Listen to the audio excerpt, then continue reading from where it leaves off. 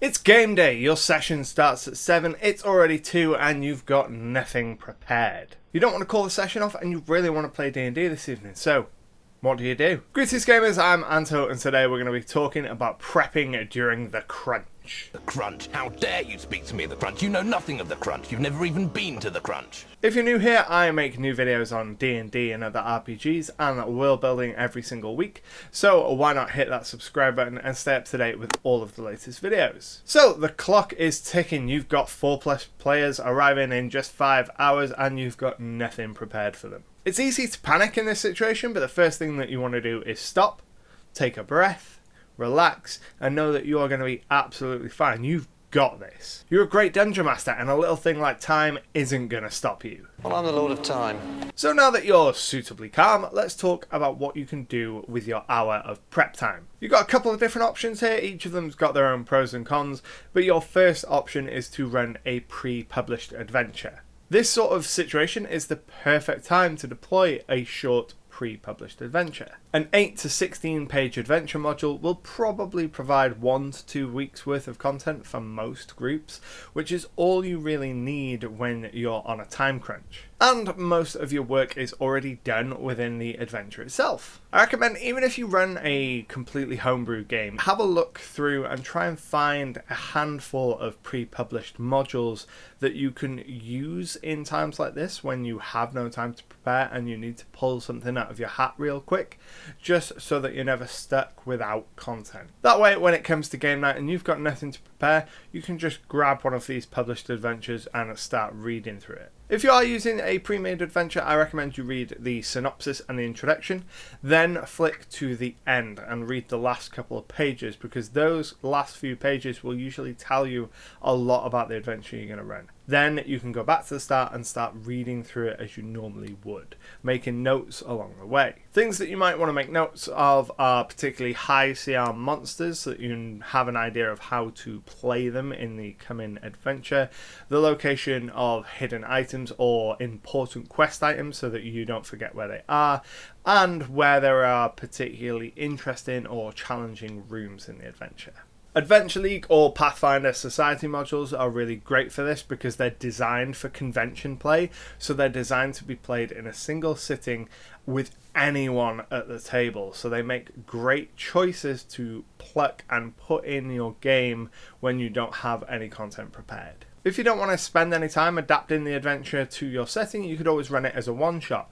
Most of these adventures come with 4 or 5 pre-generated characters, so you could just hand those to your players and run so that you're at least playing something on the night. The other way to prep a session of content in a really short period of time is to use random generators. Use tables to determine things like dungeon location, theme, level appropriate magical items that you might find, what the enemy types within might be, and then use something like Donjon to generate your map, Kobold Fight Club to generate your encounter based, and then grab some names for things like an NPC quest giver, a guide, an enemy, lieutenant, and the main boss. This method relies a lot more on improvisation than using a pre-published module or fully planning out a custom session, but it is doable, and to show you that it is doable, today I am going to set myself a challenge of preparing a session in only 1 hour. I have absolutely no idea what I'll be prepping or what any of my ideas are, so I will have to use a lot of the tools that I've gathered during my time as a Dungeon Master, and I'll run you through everything that I use. So let's head over to the computer and get started. I began by using the various tables presented in the Pathfinder Game Mastery Guide to give me a direction to follow. These tables are quite varied and are a great starting point when you need inspiration. For the overall plot, I rolled Plague Run, find a cause for a disease before too many people die. For the plot twist, I rolled Time Limit, which fits really well with the overall plot and gives this a reason to be a short one-session adventure. For the MacGuffin, I rolled Destruction of an Evil Item. This told me that the disease would be magical in nature. For the location of the dungeon, I rolled Underneath a Castle, and for the type of dungeon, I rolled a Fey Burial Ground. This combination of results immediately gave me a very clear picture of the story for this adventure. A minor knight had built a castle on a Fey burial ground. The area has recently been disturbed, which has caused the Fey spirits to stir and reanimate the knight and his court, and spread the fungus-like plague which threatens the town. To get the information for a town, I went to Kassoon and generated a village. This gave me a name, Can Lodge, and other information I could use if the players decided to look around the town. As the adventure wasn't centered on the town, I chose not to bother with a map. To get the name for the mayor and the guide, as well as some other NPCs, I used NPC Generator. This site gives names, descriptions, core stats and personality traits, and is a great way to quickly flesh out your NPC. When it came time to name the knight and the castle, I used fantasynamegenerators.com to find a suitable noble name and settled on Ostorn. Next, I headed to Donjon and grabbed a map for my dungeon. I loaded this into Legend Keeper so that I could make the encounter map details and the details of the session all at once. I added pins to the map with different stats for dire rats, zombies and skeletons, all classic enemy choices for a low level party, and then I added various NPCs and locations to Legend Keeper, linking them all together when necessary. I copied the stats for the enemies from D20 PFSRD, and for Ostorn's I decided to give him a special rule where on a failed fortitude save, characters attacked by him would become sickened, as the fungus covering his body infected them. From here I went through the map and added information for rooms as well as traps I pulled from Donjon, and finally a treasure hoard at the end which I also pulled from Donjon. With 22 minutes left, I needed to write up my adventure in a way I could follow at the table.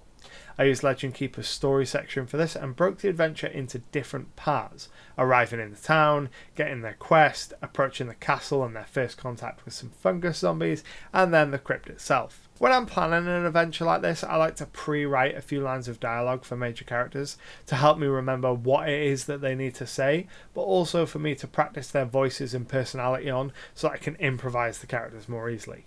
And with that, the adventure is planned and ready to play. And there you have it, a session prepped in only an hour. Now this session wouldn't be an award-winning piece of writing. Your players are probably not going to remember this for the rest of their lives, but it will give them an enjoyable evening of role-playing with their friends, rolling some dice, killing some monsters, and it means that you all get to play together rather than cancelling game night. I really hope that you enjoyed this video. If you did, don't forget to hit the like button, and if you're new here, do subscribe for more D&D and world building related content. I'd love to hear what you thought of this down in the comments below, and I'd also really love to know what you do to prepare in as little time as possible.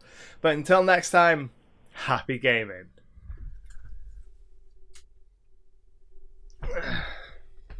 Well, that wasn't as hard as expected. It was barely even a challenge. I want a real challenge. I wonder how quick I could create an entire campaign.